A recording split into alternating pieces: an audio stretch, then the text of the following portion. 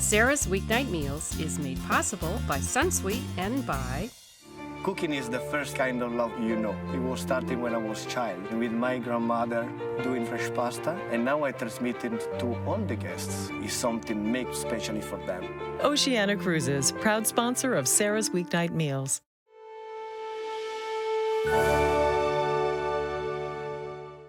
Zwilling, makers of Fresh and Save, the vacuum food storage system. One of the ways Zwilling has been helping cooks do it all in the kitchen for 290 years. The Zwilling family of cookware is proud to support Sara's Weeknight Meals. Today on Sara's Weeknight Meals, we're taking a munchies tour of the globe, starting at the world capital of snacks for dinner, Spain, home of tapas and some very fancy ham. How much does it cost? Approximately 1,000 For how much? for 1 kilo. Whoa, that's like $500 a pound. My host, Jama Vidal, showed me 2 easy tapas, the famous small bites of Spain. It's very, very simple. First, a potato omelet you'll flip for. Oh, wow. And it doesn't get any simpler than this local favorite, tomato and bread. That's it? Back in my kitchen, we'll go to the Alsatian region of France for a caramelized onion pie. There's only 3 ingredients in this hors d'oeuvre. It is onion, bacon, and cheese. Then on Ask Sara, one of our viewers is drowning in spices. It's bad. Kathy, you are out of control. That's quite clear. We have to do a little intervention here. Did someone say spices?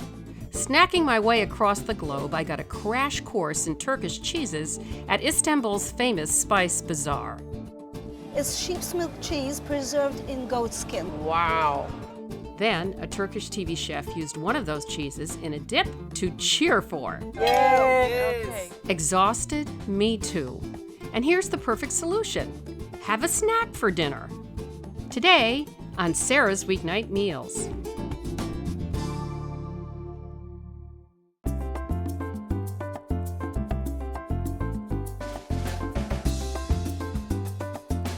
Tourists might come to Catalonia, Spain for Barcelona's mind-bending architecture or the drama of the Costa Brava. But if you're like me, you come for the food. 3 of the top 10 restaurants in the world are here. And even home cooks like Jama Vidal take pride in Catalonia's fine food and fresh ingredients. What a beautiful garden. I'm so impressed. And what are we getting now? Now the piece. Jama lives in the fairy tale village of Madremanya, where we sat down for a very Spanish snack of wine and jamon. So, you've got some of your own wine here. You make your own wine. Yes. Oh, well, you've got to tell me about it. So it's special, huh? Yes, this is a wine, my wine. It's the vintage 2011. It's made with 60% Merlot, 40% Carignan. Now, I've heard of Merlot, but Carignan is from here? From here, from all Spain, made Carignan and Tempranillo. Tempranillo. It's a very, very old grapes. Those are the 2 main grapes. Yes. Wow, but this area in particular is good for this kind of wine? Yes, because the field needs these grapes. Soil. The soil needs these grapes. When you taste, you have a violet color, have a red color, very, very, very intense. And when you taste, Oh, it smells wonderful. you Wow. taste That red is fruit. delicious. That is delicious. Yikes. Thank you. Okay, now the perfect thing to have it with, I understand, is ham. Yeah, for this wine, these red wines, it's very important with the meat. Okay. And dry meat or cooked meat. Here in Spain, cured meats reign supreme, and none is more important than jamon, the preserved ham proudly displayed in any bar or restaurant. We tasted the less salty Catalonian version, That looks sort of like prosciutto. Serrano ham from the mountains, and the king of them all. And this is Iberic pork. Oh, Iberico. Yeah, this is Iberical. It's the pork of the black porks, live in the fields, and it's very, very expensive, this ham. How much does it cost? Approximately 1,000 For how much? for 1 kilo. Whoa, that's like $500 a pound. Yikes for us. And what makes it so special? It's special because she lives free in the fields. Oh, they run free, okay. Yes, and she eat only. Oh, acorns. I remember Acorns, that. Yeah, yes. from oak trees. Well, I think this wine is going to be just perfect with our tapa. It's perfect with that. Salute. Yes. Our next tapa is a Spanish classic, tortilla española, a potato omelet made with eggs from Jama's farm. Everybody in Spain loves tapas, and we're making one of the most popular today. It's called tortilla española. But I want to start with, what have you been doing with the onions? So I put the onions with oil. Olive oil, of course. Then I cook it just to brown it. But I add wine. You add wine? Yes, and water. Different times I cook just is tender. Oh, till it's very tender. Yes, very, very tender. I think 5 minutes more. Okay. Well, you're going to cut up the potatoes. Go ahead. And tell me, tell me about the tortilla española. The tortilla española, every region has your system to... Has their own version. Yes. So depending on where you are. For example, I made the tortilla española with boiled potatoes. Okay, and I should say tortilla española is actually sort of an omelet with a lot of potatoes in it. So it's eggs and potatoes and onions. Yes. Yes. It's very, very simple.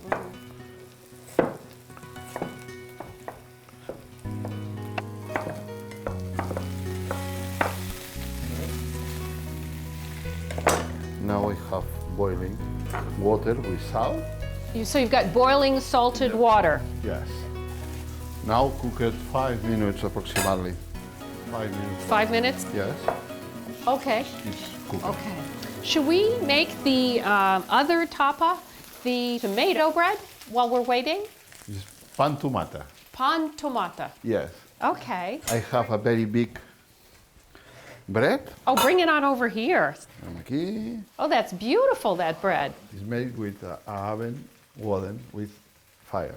Oh, you mean a wood-burning oven. That's what we call it. Okay. Okay. All right. And now I cut the bread. Normally, this bread is possible to make pan tomata and toasted or not toasted. Okay. I like it not toasted.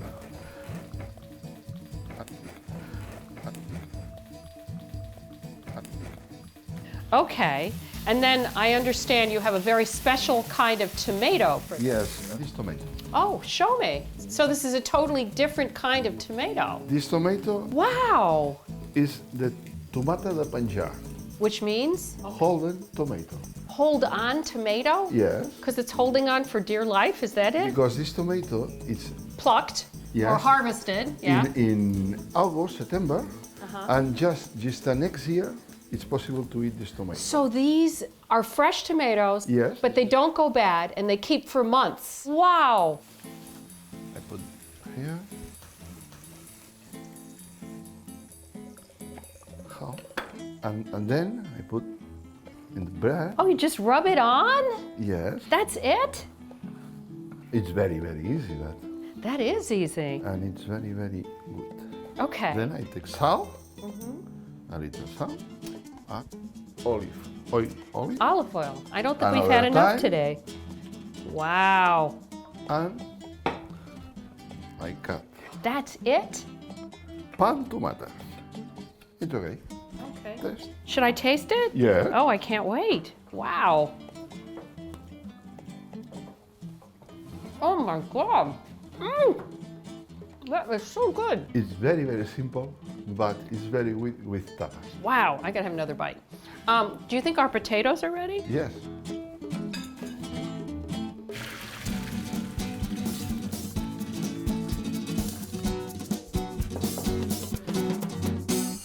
So here are your beautiful eggs. Yes. That here. Okay. Is that good? All right, so, I need another pan. okay. Oh, is that because this is your omelet pan? Yes. For eggs so it doesn't stick? Only for eggs. Only for eggs? Omelets and eggs. Okay. If you like, put Just put the eggs in? yes, inside. Okay. Again, with those. Oh, look at that yolk. Wow. Oil? It's very yellow. It is very yellow. Now I add the potatoes. Oh, wow. You don't even beat up the eggs first. No, I beat when all is inside. And it doesn't matter that the potatoes are hot? They will not cook the eggs? No, No, not a because problem? it's very, very quickly. And salt, Is that good? I think it's correct. The pan is very, very hot.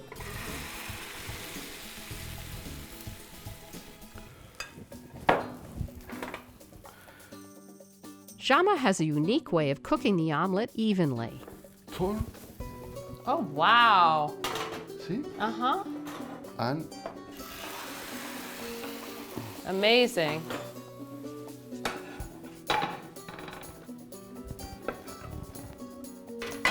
So pretty.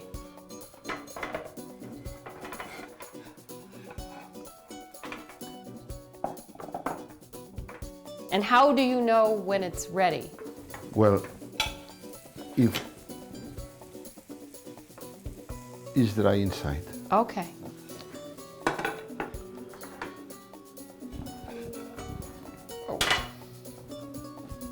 That's beautiful.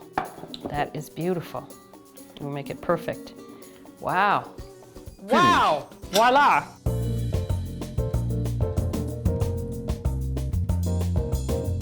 The ancient Catalonian town of Madremanya is pretty spectacular.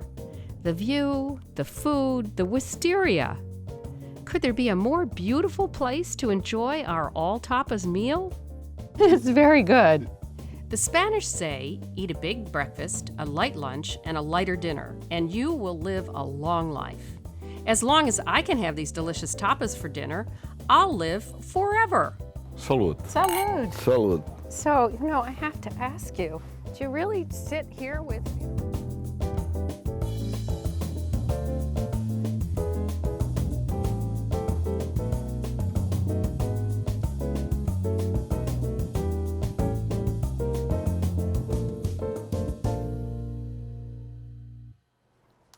This next dish is really going to impress you.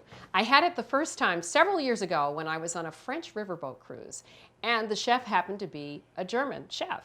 And he made it one night, it's sunset, to go with some wine. I was so blown away because there's only 3 ingredients in this hors d'oeuvre. It is onion, bacon, and cheese, served on a very thin crust. So I've got about 6 ounces of bacon here that I'm cutting into 1/4-inch slices. I've got a medium-low pan preheated, and I'm going to add them to the pan and cook them till they're just barely golden. Everything in this recipe is ultimately going to go into a 500-degree oven. So we want to make sure not to slightly undercook it because it's going to brown in that oven later on. I'm going to transfer this bacon, now that it's perfect, to paper towels to drain a bit. I'm just going to let them drain.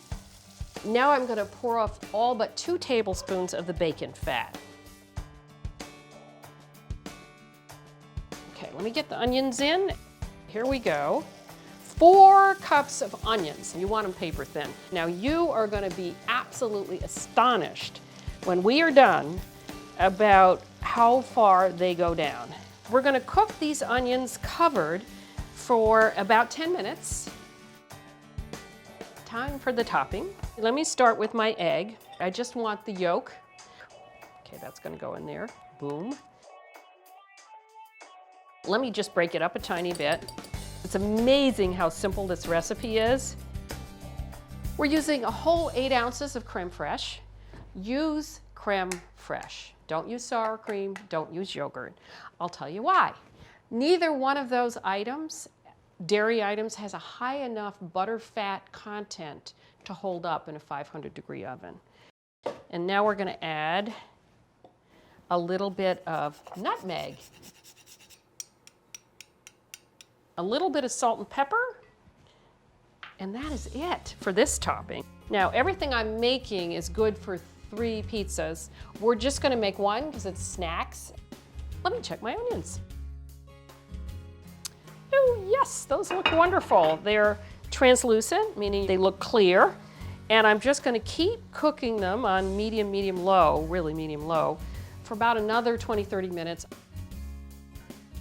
We're looking for a golden color. And if you don't cook them low and slow, you aren't going to get that flavor. Okay, so while these are getting brown, I'm going to go over and look at a book.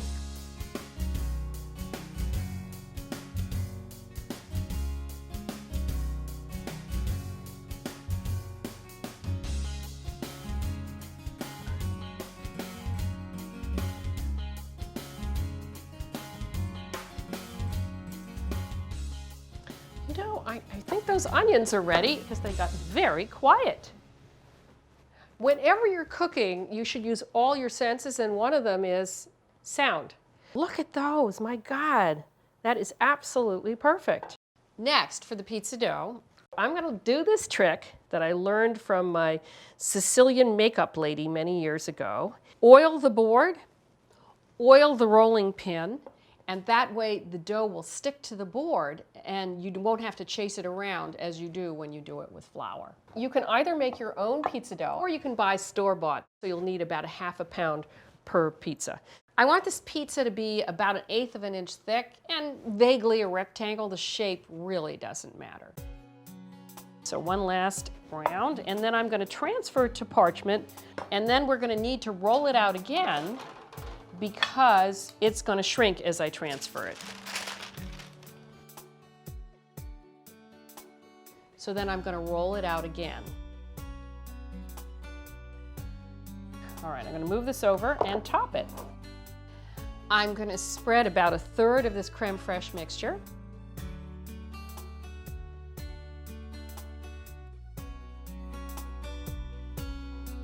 Next, we're going to put on 1/3 of our gorgeous caramelized onions. Let's get our onions down here, the star of the show. So I'm going to just sort of drop this as I can. Isn't that beautiful? It's like, it looks like golden hair. All those thin strands. You just want to make sure that every bite has some onion in it. Just like anytime I eat, I want everything to be in that bite that I have. I'm going to spread about 1/3 of the bacon. I've got 4 ounces of Gruyere cheese. I've preheated my oven to 500 degrees, which takes about a half an hour.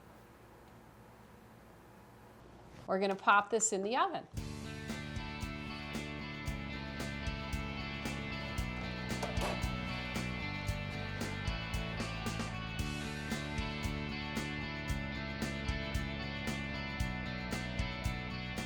Oh yes, oh my goodness, wow. I'm gonna check one thing that's very important, how the crust looks underneath.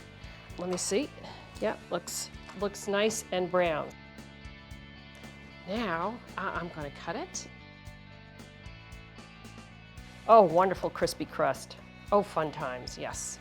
Of course, I would love this with a really lovely chilled wine, but I could see this with beer.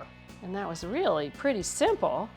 Don't you think this would be the most delicious snack for dinner? Woof! My Alsatian onion pie.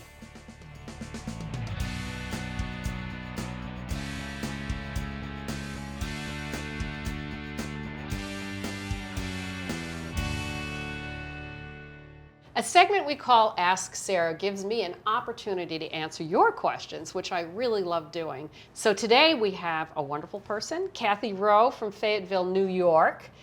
Kathy, I understand you have quite a spice collection. What's your question?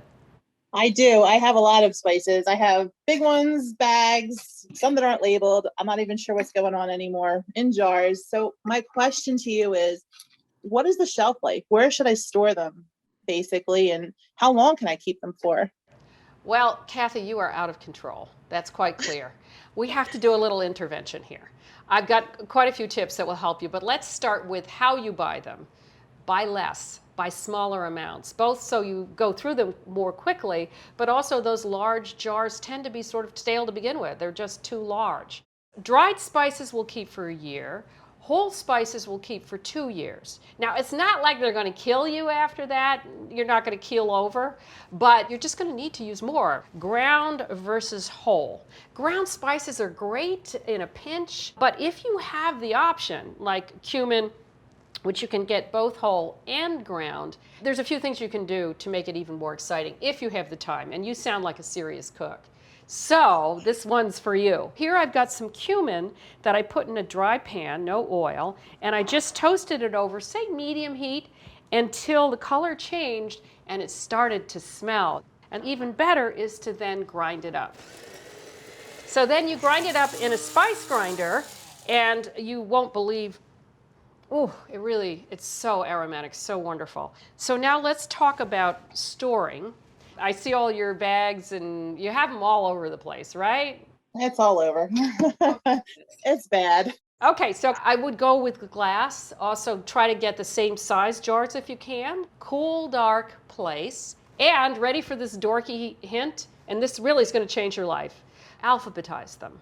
That's a really great idea. It was so much fun to talk to you. Thank you. I really appreciate it. Thank you so much. And I hope you all will reach out to me via the website for Ask Sara. And who knows, maybe you, like Kathy here, will come on and talk with me on the show.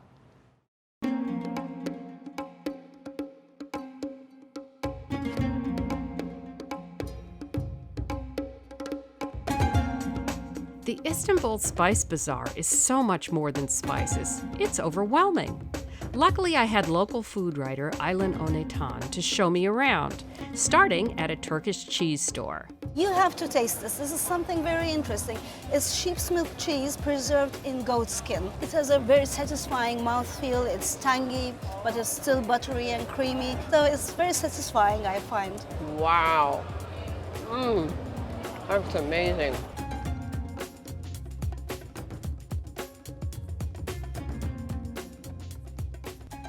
That looks like butter. This is the quintessential Turkish cheese in, in every table. This is beyaz peynir, which means white cheese. White cheese. That makes sense. Wow, these are all so Oh, it's flavorful. all over the Balkans. The Greek feta is the same, the Balkan white cheese is the same. So we are talking about the cheese of the Balkans. This string cheese is really... That's a really good one. Yeah, this is very, you have to taste it. It's very dolce, very sweet compared to the other one. I should say so.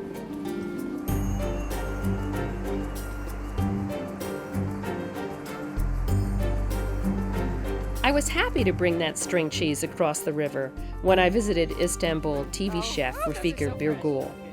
We used it in an easy mushroom and cheese dip, part of a magical rooftop dinner party.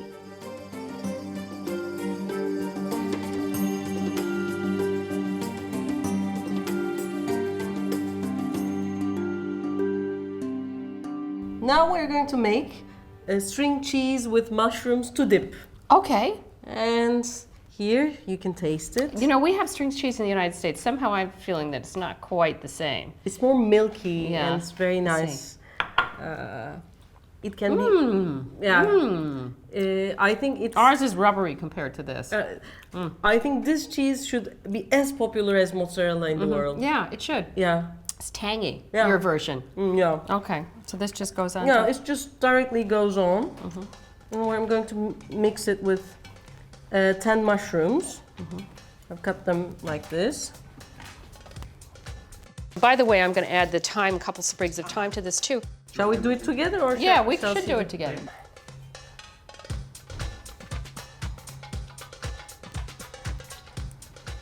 Wow, that is so unique. That is wow. Thank you very much. This is garlic with a bit of salt. Okay. I'm going to put 3 tablespoons of olive oil so that the taste of the garlic goes to the olive oil. And I'm going to spread it around with my hands.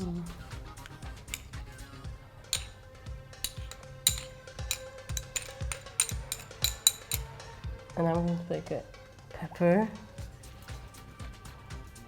And I'm going to mix it with my hands. Okay. This looks like nothing, but it's going to be adorable. That looks like noodles. And we are going to directly put it in the oven. Okay. Mushrooms and cheese dip for a traditional Turkish feast. But what's a feast without friends? Hey! We got it! Good news, we've got that too. Spread do we have? Yay! Okay. Opa! This is the Sara size. Oh, goodness. What The am I, bigger one. big? Okay. What is our drink today? This is tangerine. It's like lemonade, but with some tangerines. This is delicious, yeah. Okay, what's the toast? Şerefe.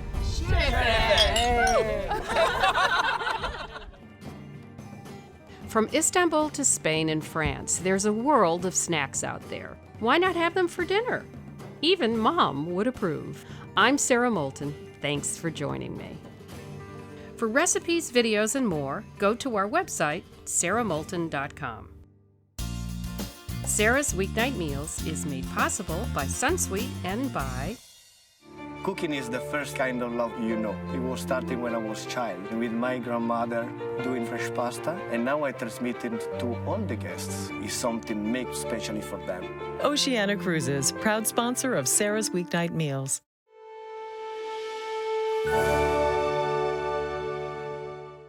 Zwilling, makers of Fresh and Save, their vacuum food storage system.